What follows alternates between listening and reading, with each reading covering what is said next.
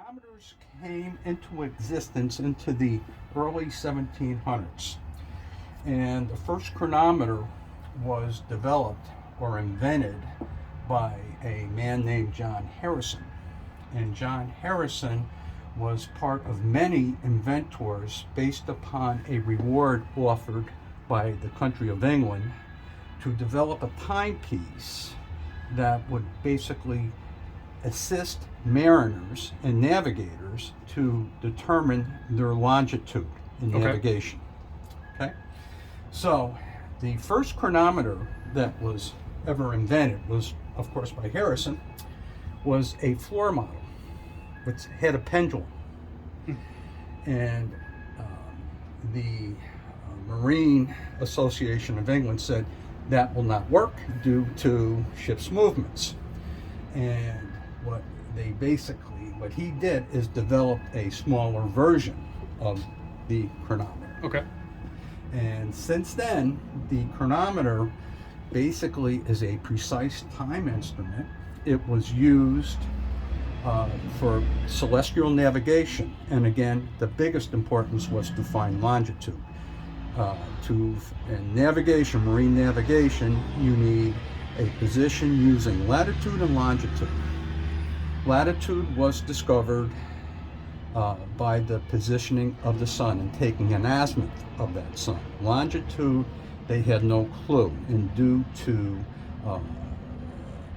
using a dead reckoning course and the tides and currents of the ocean and waves, they basically had an idea, but they weren't pinpoint.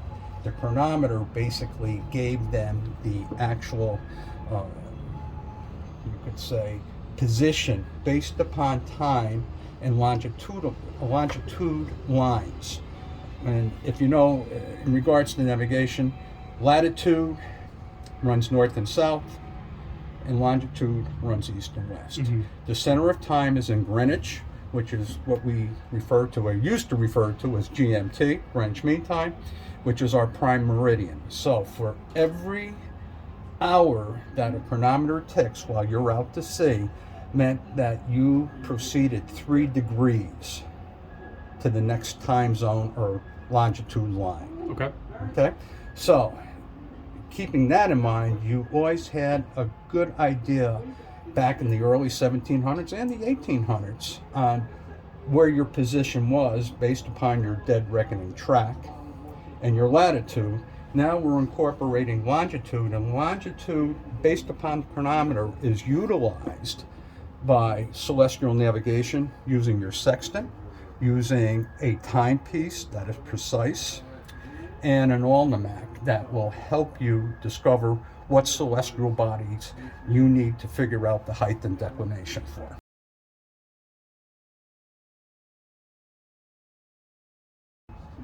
Why do I do it every Thursday? Yeah. Well, what's the point? First of all, in regards to chronometers are like dinosaurs these days, if you will. We're very fortunate to have 3 on board. They only run for 48 hours. Okay. They're only good for 2 days, and then they need to be wound. And again, they are precise instruments. And with the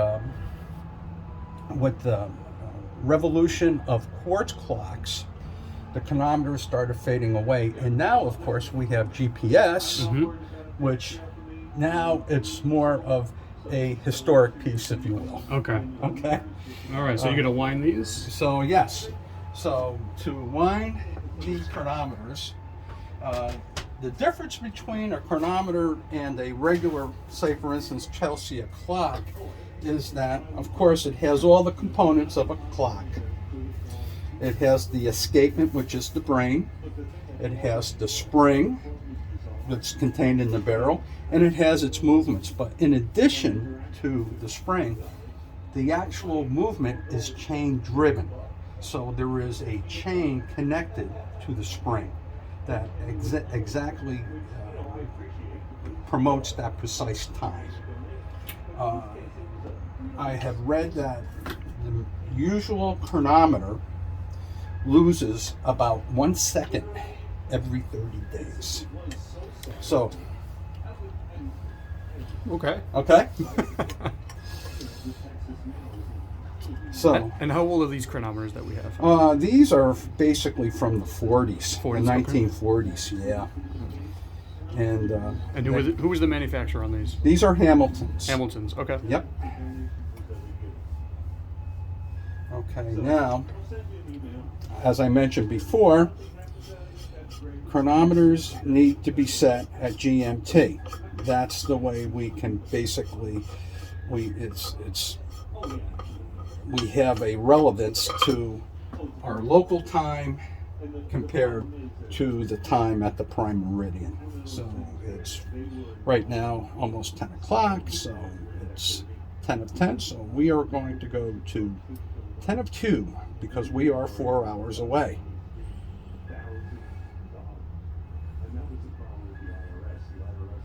Okay. And this guy just needs a little shake. And there we are. Oh yeah, you can hear it ticking away. Ticking away. It's going again, and it will go for 48 hours, right? 48 hours. Okay. Correct. So we'll see you in 2 days? I don't know about that. I don't know if my wife will let me leave the camper to come down to wind the chronometers, but, and as we see here, this Hamilton was utilized by the Lakes lines. So that must have been a merchant company back in the day. And of course, all ships had them. They needed them to, again, discover their position. Or at least to get an exact, what we would call posit.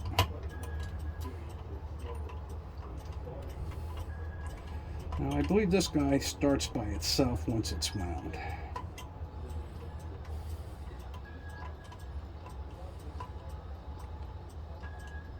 Okay.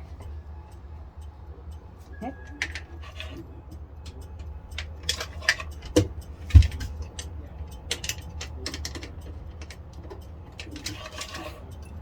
we go.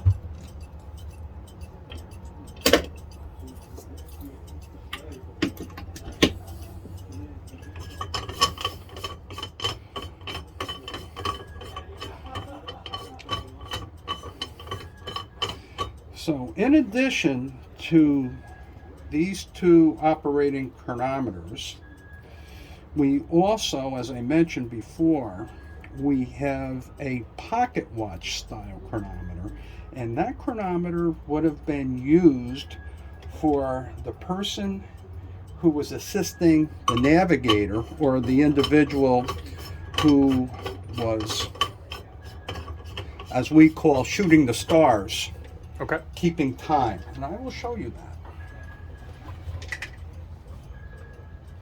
So basically, you need two people basically to conduct celestial navigation.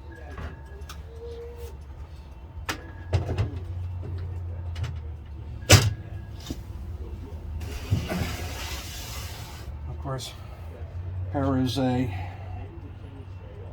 sextant that's been around for many years. It's definitely seen better days, yes. And we have another sextant here. And of course, in this little container, this wooden box, we have another Hamilton chronometer. And let's see if we can open her up and take a look.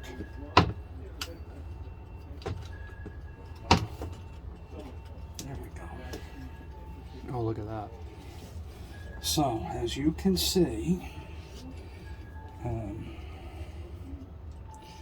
I tend to forget about this little guy, and I don't know if we're going to get her open, but as you can see,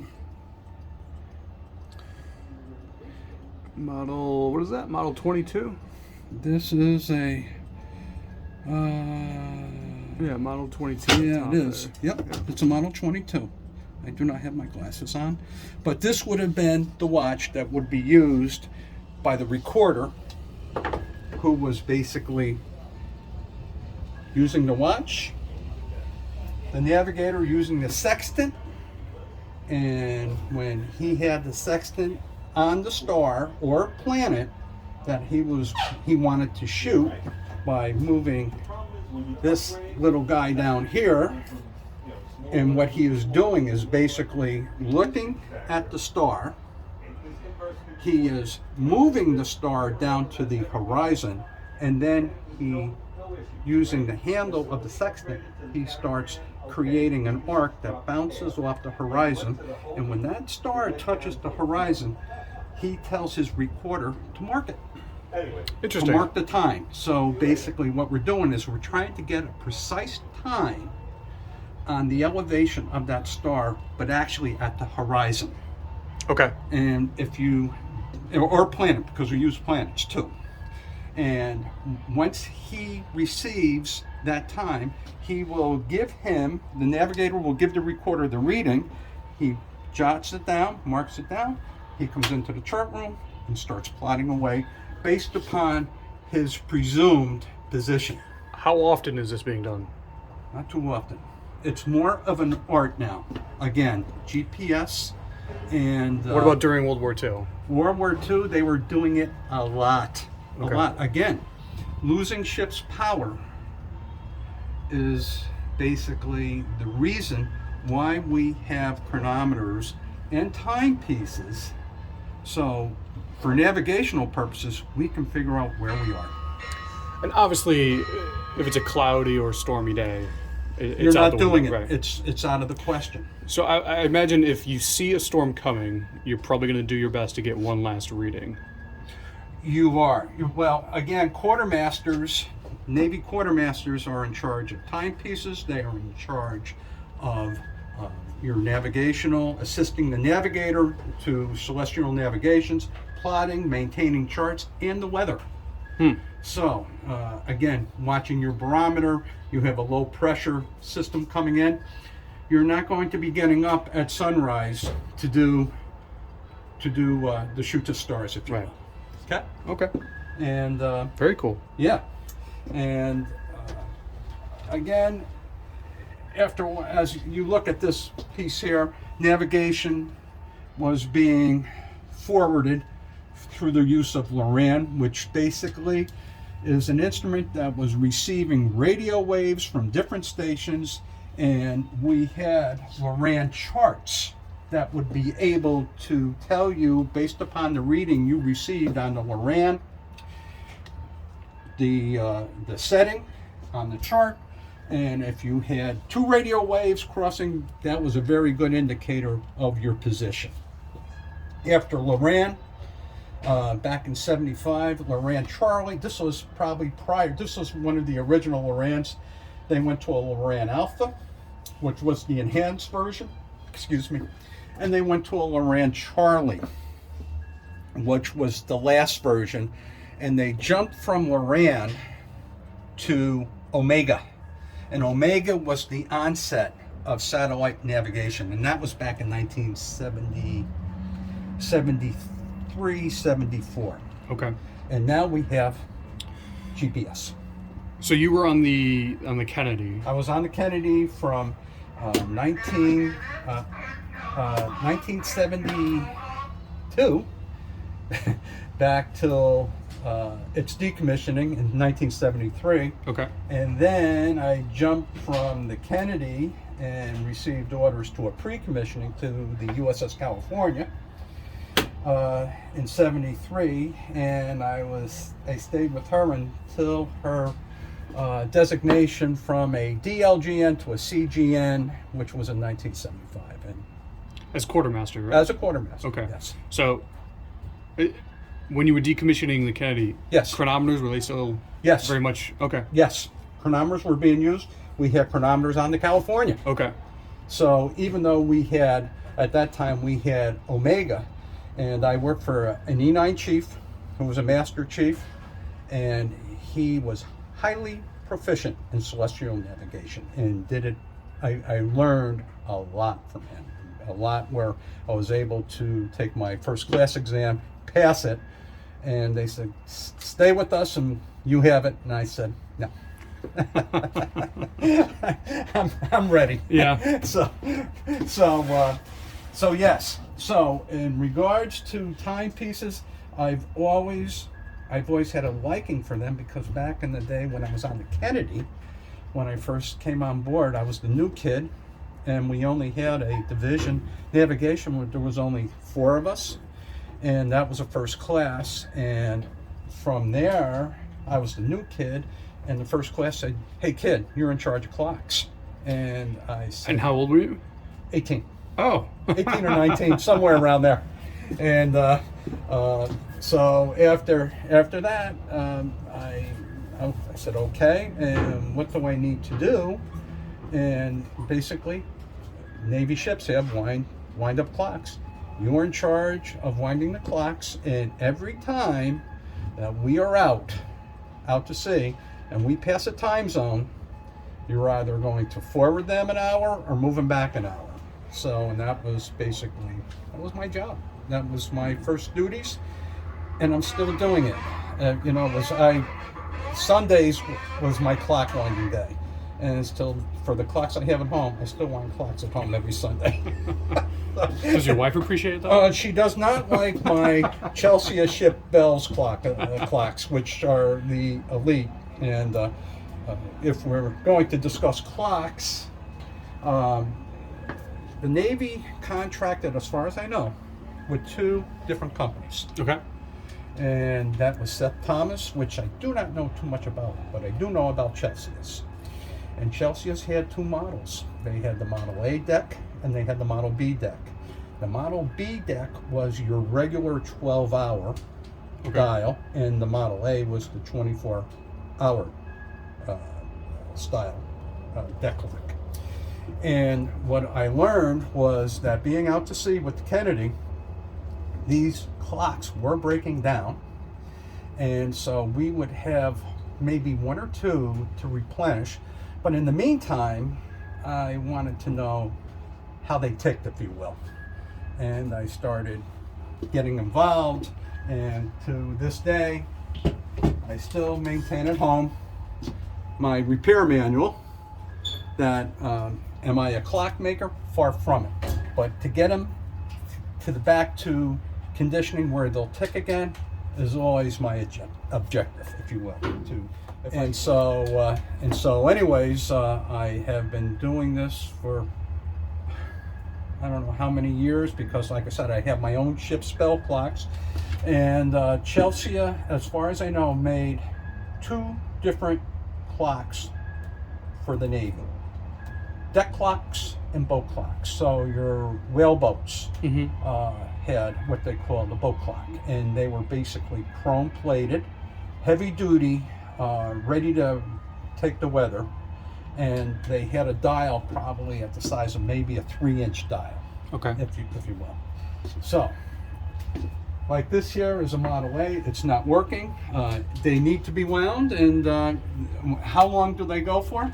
About 8 days. 8 days. 8 days. Okay, so they're still ticking by the time you come in here every Thursday. Usually they are. They're going. Yeah, they're moving along. Okay, how many clocks on the ship do you do?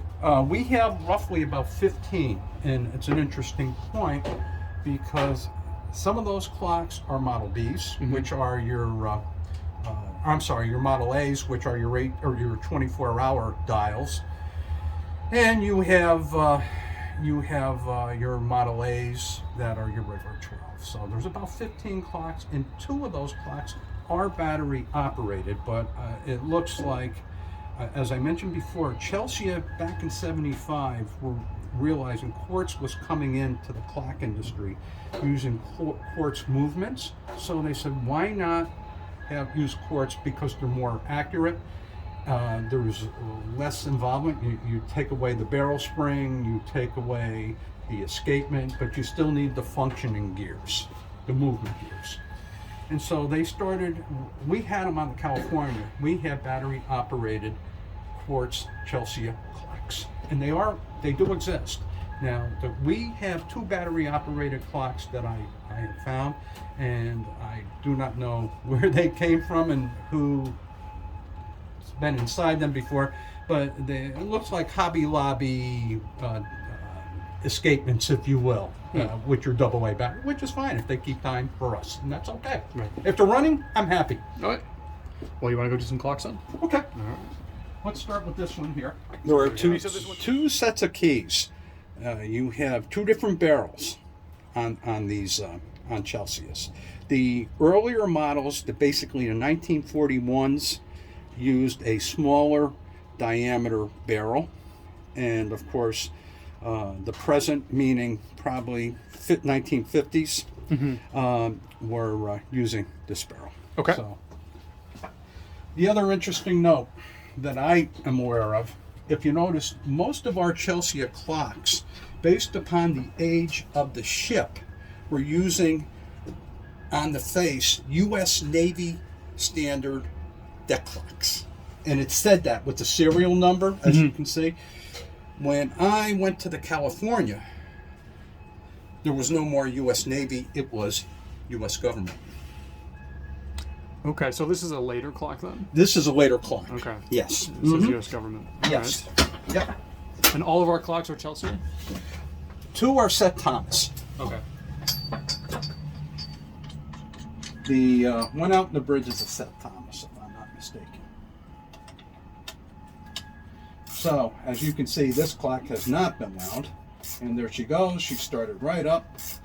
And as I was discussing before, some people don't like to wind these all the way, but each barrel spring has a stop. When you hit that stop, you can't go any further.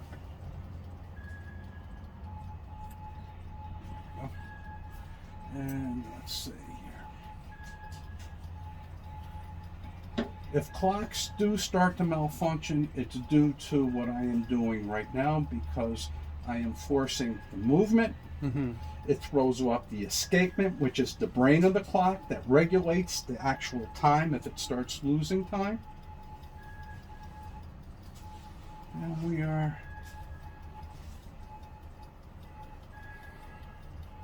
right about there. It is about 8 minutes after.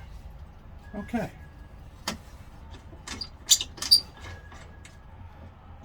And I like that cover on tight. It's personal preference. So, the one in the bridge.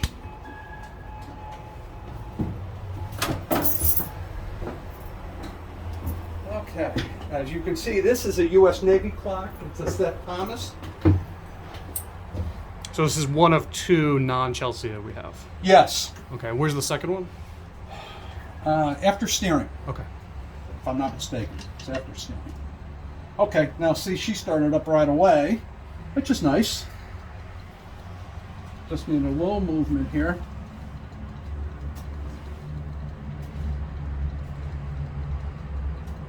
And I believe, let me check this guy. I don't know which barrel this is. This is a bigger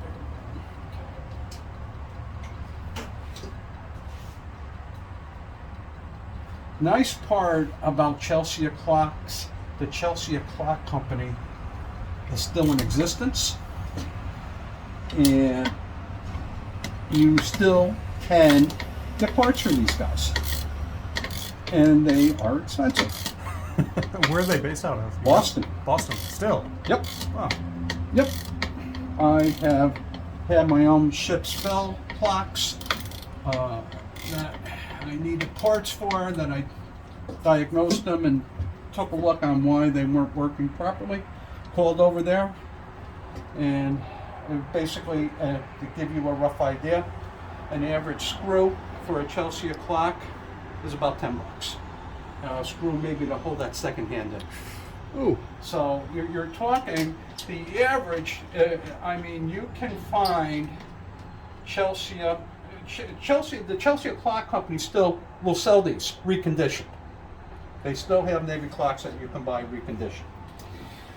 Thing is, if you get into the ship's bell clocks, which basically, of course, ring every half hour and on the hour, depending upon the time and how many bells, you're talking probably, I'm going to guess, if you go on eBay, probably $700-800, maybe Really? reconditioned, $1,200 to $1,500, Wow. if not more. They're expensive. Huh. Yeah. All I have right. 2 of them, and like I say, my wife just loves them. So.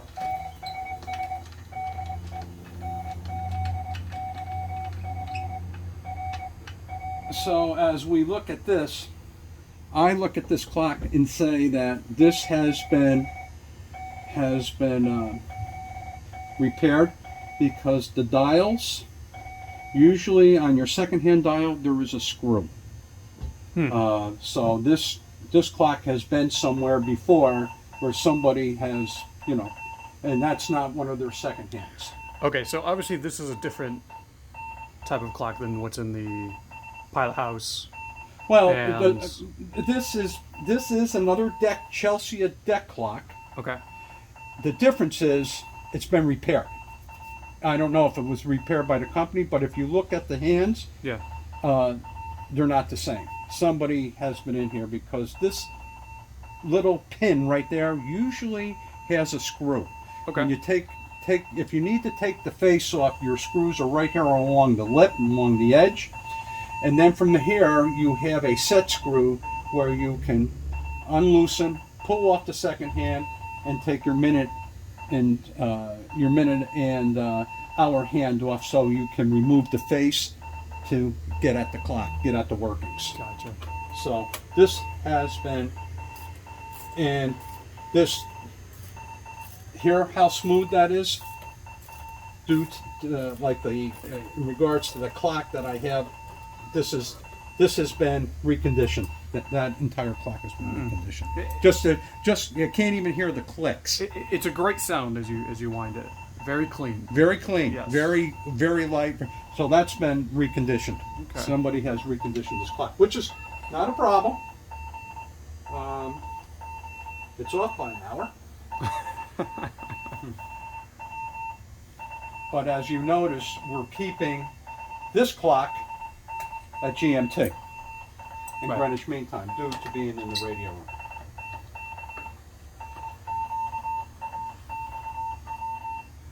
I have been asked before what was the biggest thrill about winding clocks? And for me, you know what the big thrill was? Talking to everybody and learning That's on true. what they did. You know, I wasn't an instrument. Why would I be down there? There wouldn't be any reason except to, and they, you know. Were you required to do all this in a certain period of time, or were you just free? Do it. I like I said, I took my time. You Okay. know, if I wasn't on duty, if I wasn't doing my watch up on the bridge, and well, it's Thursday, it's clock winding day, and I don't want to say I would get lost, but I would just take my time doing it, and I had a chance, and of course when I did, and you know, especially going into the hulls, I went down the hulls, and it was a different Navy down there, and meaning that, you know, we were wearing cutoffs on shirts and shorts, and we had bandanas on because of the heat. And the first question would be, go over and wind the clock, and where are we? And of course, these guys don't know. Right. You know, they're down below. Yeah. And, and then, a little chit chatting. You know, is the black face. And I do not know who did that, but I have never seen that before. Do you think this is someone painted it this way, or is it a manufacturer? That's a manufacturer? Okay. It's definitely a Chelsea, but the face, I do not have my glasses, and I'm taking it for granted that Chelsea had a subcontractor who was basically maybe conditioning these and repairing these. I've never heard of M. Lowe. Yeah, I was about to ask. Yeah, I do not know. That's it's very new to me. I would say, looking at this being U.S. government, it's late 70s or mid 70s, late 70s, and to my knowledge, it's definitely a Chelsea clock. I can tell by the movement, and again, another one that doesn't have a set screw.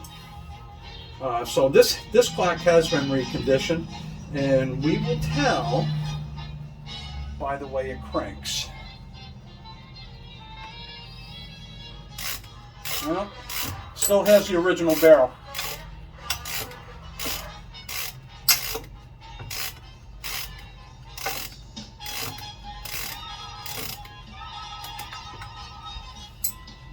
Yeah, and it's the other issue with these guys is they start to lose time. This one's off by 5 minutes, and Well, you're just about at 8 days now, right?